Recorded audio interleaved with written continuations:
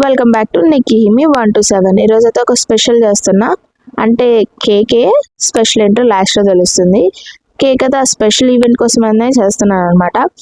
So ఇలా first అయితే నేను ఓరియో బిస్కెట్స్తో చేస్తున్నాను. దీంట్లో ఎగ్ అయితే అవసరం లేదనమాట. సో ఎగ్ లేకుండా ఈజీగా చేసేసుకోవచ్చు. ఇలా బిస్కెట్స్ అనేది బిస్కెట్స్ని సపరేట్ చేసేసి బిస్కెట్స్ అనేది గ్రైండ్ చేసుకొని పక్కన పెట్టుకోండి. ఇలా గ్రైండ్ చేసిన బిస్కెట్స్ పౌడర్లో మిల్క్ అనేది యాడ్ చేసుకొని లైట్ స్లోగా మిక్స్ చేసుకుంటూ ఉండలు కట్టకుండా మిక్స్ చేయండి. ఉండలు కడితే మళ్ళీ కేక్ చేసినప్పుడు ఉండలుగానే తగులుతుంది, అది అనేది బేక్ అవ్వదు. సో ఇలా లైట్గా మిల్క్ యాడ్ చేసుకుంటూ దోశకి పిండి ఎలా కలుపుతామో అంత లూజ్గా కలుపుకుంటే సరిపోతుంది. ఎక్కువ లూజ్ అయితే చేయకండి, ఎక్కువ లూజ్ చేస్తే కేక్ బేక్ అవ్వదు. సో మీ ప్లఫీనెస్ కోసం బేకింగ్ సోడా, బేకింగ్ పౌడర్ రెండు యాడ్ చేసుకోవచ్చు.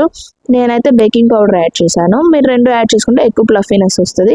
అండ్ ఇంకొకటి, కేక్ అనేది మనం ఎంత బాగా కలుపుతూ ఉంటే, ఎంతసేపు బాగా కలిపితే అంత ప్లఫీనెస్ అనేది వచ్చింది. ఇలా నేను కొంచెం టీ స్పూన్ అంత యాడ్ చేశాను బేకింగ్ పౌడర్ అనేది. తర్వాత 2 స్పూన్స్ ఆఫ్ షుగర్ గ్రైండ్ చేసేసాను నేను. మీరు కూడా గ్రైండ్ చేసేసుకోండి, ఎందుకంటే షుగర్ మెల్ట్ అవుతాకి టైం పట్టిద్ది. అదే పౌడర్ అయితే ఈజీగా మెల్ట్ అయిపోతుంది అనమాట. మీరు షుగర్ ఎక్కువ తింటారనుకుంటే షుగర్ ఎక్కువ యాడ్ చేసుకోండి. మేమైతే తక్కువ తింటాం, అందుకే 2 స్పూన్స్ యాడ్ చేశాను. సో నెక్స్ట్ ఇంకో ఇలా గిన్నె తీసుకొని దాంట్లో నెయ్యి కానీ నూనె కానీ అప్లై చేసుకొని, నేనైతే నెయ్యి వేసాను. నెయ్యి అయితే బెటర్, నూనె నేను ఎప్పుడు ట్రై చేయలేదు.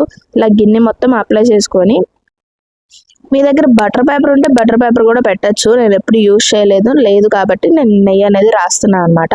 ఇలా నెయ్యి రాసాక ఇలా మిక్స్ చేసుకున్న కేక్ మిక్చర్ ఉంది కదా, అది దాంట్లో వేసేసేయండి. వేసేసాక ఇలా ఒక కుక్కర్ పెట్టి దాంట్లో సాల్ట్ వేసి లైట్గా మీడియం ఫ్లేమ్లో హీట్ అవ్వనివ్వండి. హీట్ అయ్యాక ఇలా ఒక స్టాండ్ పెట్టండి. స్టాండ్ లేకపోతే ఒక చిన్న గిన్నెని రివర్స్లో పెట్టేసేయండి.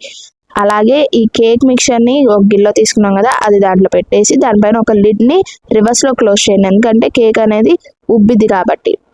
సో ఇలా లోపు మీరు హాట్ మిల్క్ అనేది ప్రిపేర్ చేసుకోండి. ఇలా క్రీమ్ ఉంది కదా మనం స్టార్టింగ్లో తీసి పక్కన పెట్టాం, దాంట్లో లైట్గా హాట్ మిల్క్ అనేది యాడ్ చేసుకొని మిక్స్ చేసుకోండి. నేను వీడియో తీసేటప్పటికి మిల్క్ అనేది చల్లారిపోయింది, అందుకని అది అలా అయిపోయింది. సో బెటర్ మీరు వేడిగా ఉన్నప్పుడే క్రీమ్ అనేది మిక్స్ చేసేసేయండి. అలా చేశాక లోపు కేక్ అనేది బేక్ అవుతూ ఉంటుంది.